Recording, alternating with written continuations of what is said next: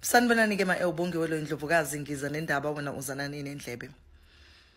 Namhlanje ke sizoxoxa istory sethu udadewethu ungene la uthi hayi washelwa insizwa yangena ku Facebook wakhe uthi yamshela insizwa bathumelana ngezithombe uthi imshela kuqala imshela ku Facebook uthi bagcina sebevumelene ukuthi hayi no abayithatha indaba bayise ku WhatsApp nangempela uthi ubhuti nje anyamalala athatha isikhathi eside ukuthi indaba bayithathe bayise ku WhatsApp kodwa kube kuyena ucelile uthi kuthenge linye ilanga nje usisike wasemnika inamba yakhe uthenge linye ilanga nje wathola ngo WhatsApp ubhuti ke useyasho ukuthi nazi izithombe zami ngosibambani wakabani ngivelaphi kanjani ngihlala kuphi uyacela ukuthi ucela uthando kulosisi uthi losisi hayi indoda mayingithumelela izithombe nami ngiyabona ukuthi hayi no ayishama leli hayi ngibona ukuthi hayi wamohla ubhuti uthi nami ngize ngigcine sengifolile in love with this guy.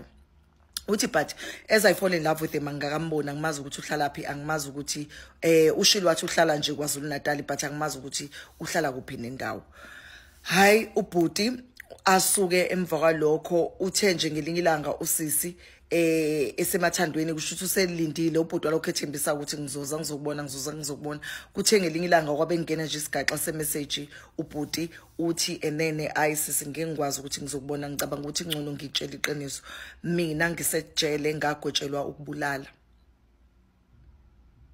ngigwetshwe iminyaka e30 uthi so usezophuma ejele. That's why manje ezama ukuthi athole uthando. Uthi usisi ngithule ngingamphenduli. Uthi bese kufika into ethi awumphendule ngimphendule bese ngiyambuza ukuthi hawu. Sonke lesikhathi waye ungasho ukuthi enene kanti wena uboshiwe. Uthi abesethi hayi sekusele isonto ukuthi ngiphume ejele. Uthi mawuthanda ungeza nawe uzongibona. Uthi hayi usisagibele ahambe ayejele.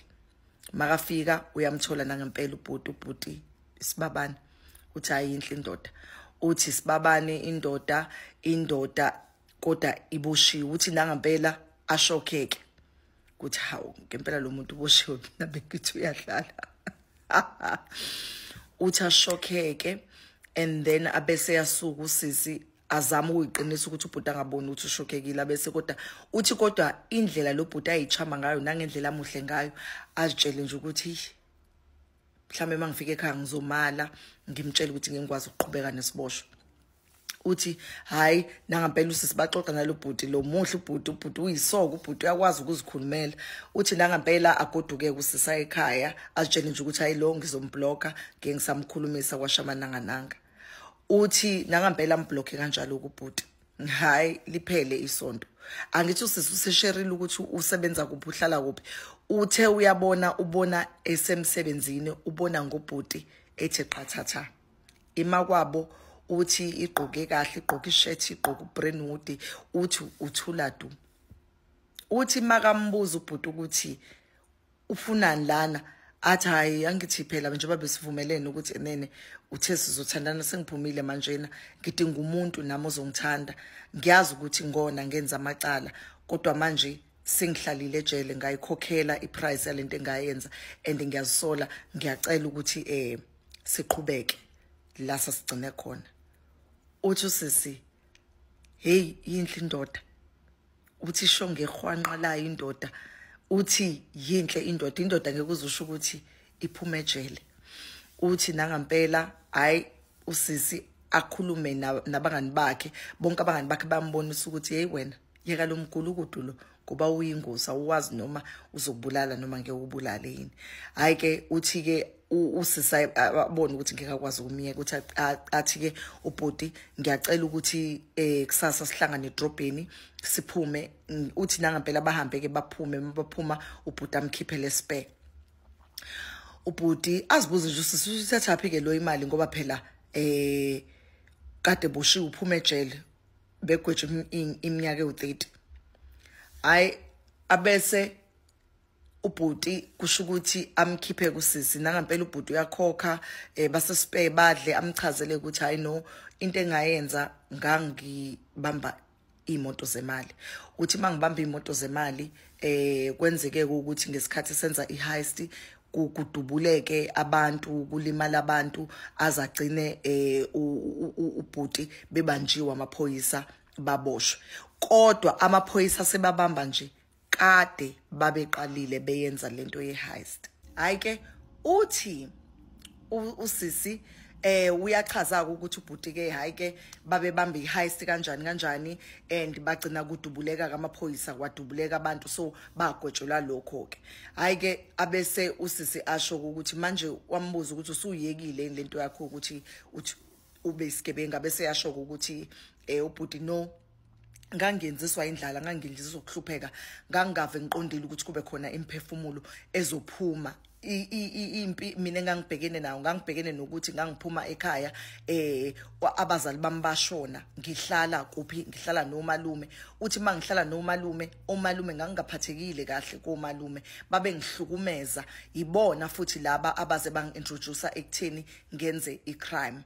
Uthi ngagcina ngingene kanjalo ke kwicrime ngoba babe ngihlukumeza, bengiphoqa ukuthi asambe sokwenza ukuthi ngenkani, sambe sokwenza ukuthi ngenkani, ngaze ngagcina ke sengihlangene nabanye futhi ababamba inkunzi iheist, ngaze ngagcina nami sengikulapho kulomkhakha ngoba ngangizama ukuphila, ngingazi ukuthi ngizokwenza njani, ngingenayo i-driver, bengafuni ukungenzela lutho, ngingayi ngisho esikoleni.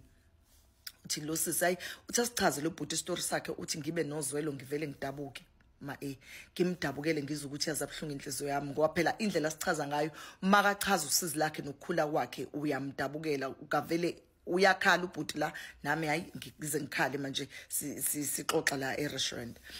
Uthi ke bese siyahamba isikhathi ubhuti bahambe amphelezele ambeke la kugitshelwa khona, uthi nobhuti ahambe nangempela. Uthi baphinde baqhubeka, uthi saqhubeka asathandana. Uthi wema uthi ubhuti ophuma ejele unothando, uthi unesineke, uthi unokubekezela, yebo unenhliziyo encane. Uthi kunezinto engithi mangizenza in terms of ukuthi maka wangangithola uyashesha ukudinwa, unenhliziyo encane, ufune ngathi angahlale ngibona, ngihlale ngikhona, noma engifonela ufuna kube ngathi angangifonela. Uthi ubhuti kwiqiqi kuthe ingakapheli inyanga ubhuti usethumela amalobolo, usefuna ukolobola ekhaya. Uthi mina ngithi hayibo ngeke, usisanda kwazana, usungithemba ngalo ndlela ukuthi usufuna ukungilobola. Uthi vele usisi ngangingenamuntu engangithelana naye ngoba ngangisanda kuphuma kwi-relationship eyayingizisa ubuhlungu nami. Uthi that is why ngagcina ngivumile lo bhuti makangibhalela ku Facebook. Uthi nangempela ke agcine evumileke nabakubo bathi hayibo mhlawumbe ushintshe ngempela muthande miyekela azoletha amalobolo. Nangempela ubhuti uthi awaletha amalobolo kantombazana. Uthi nje bathi kubo noma yini ababeyifuna kubo ubhuti ayishaye phansi alobole, ayilobole ayiqede intombazana. Uthi makaqeda lapho athi ubhuti singalungiselela umshado ngiredi, mina sengifuna ukuhlala kwami ngibe nabantwana. Uthi nangempela amlobole, baqede lapho bashade into nje eyisigubhukani. Uthi wonke umuntu uyababaza ukuthi hayi lo sizuyithathe le ndoda le. Uthi akaziwa la ngakubo ngoba ubhuti yena wayekhulele kuphi, elokishini eMlazi. Hayi nangempela uthi ke bashade kanjalo nalo bhuti. Uthi bese beyahlala mabehleli ndawonye ukuthi into eyayinkinga ngumuntu wakhe kakhulu, ebeyinkinga kuyena. Uthi isikhwele, benesikhwele kakhulu, ubumbona ukuthi umuntu ongabathemba abantu and ubeyichaza leyo nto ngoba uthi ejele babekwazi ukuthi bakhulume ngeenkinga zabo. Uthi wengathembi ngoba wengathembi umuntu nangendlela ekhuliswe ngayo kubo wengabathemba abantu. Uthi yawuzozwa yena ubhuti ke ngelinye ilanga athi uyafuna ngikhombise something. Uthi usisi athi yini lo ufuna ngikhombisa wona? Athi asambe. Unangempela bahambe badrive isikhathi eside, mabafika lana endaweni ihlahlathanyana nje mabafika la abesethi ubhuti okay yasibona isihlahla lesi ake simbeke kusona. Nangempela ambe kunendawo eyimoto lapho scrap nje kade imoto eyahlala la, ubona ukuthi size ya rust.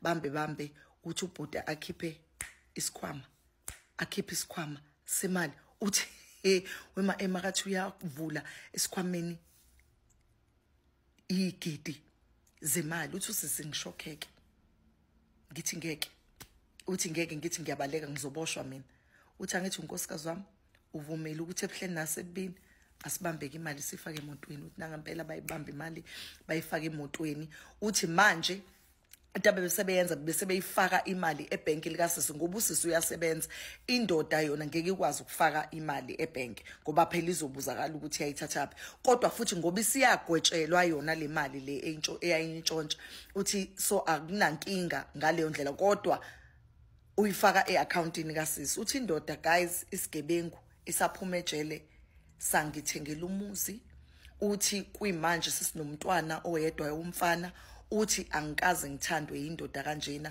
uthi ayikho into engangenzeli yona uthi siphila impilo nje elo ngekunake ukuthi sinemali kodwa imali nje imnandi uthi ngiphila kahle angihlupheki uthi njalo sibuye sihambe nama vacation uthi kodwa akafuni kubonakala ukuthi wenza izinto so zijwayele ukuthi izibhukhwe yimina lezo zinto lezo masihamba ama vacation ngoba nami ngiyasebenza kahle wangitshela futhi wathi ucela ngingawuyeki umsebenzi ngoba if ngiyawuyeka umsebenzi kuyobonakala ukuthi enene le mali le iqhamuke kuphi uthi hayi kwaze kwamnandi emjolweni uthi wengazi ukuthi empilweni yakhe angamthola umuntu wesilisa amthole umuntu especially ophuma ejele kube uyena umuntu ozomnika uthando ngalendlela amnika ngayo uthi indoda yakhe ayimhluphi ayifebi ayithanda abantu besifazana ayihluphi ayenzi lutho inake yena nomndeni wakhe uthi bajabulile ngalendlela le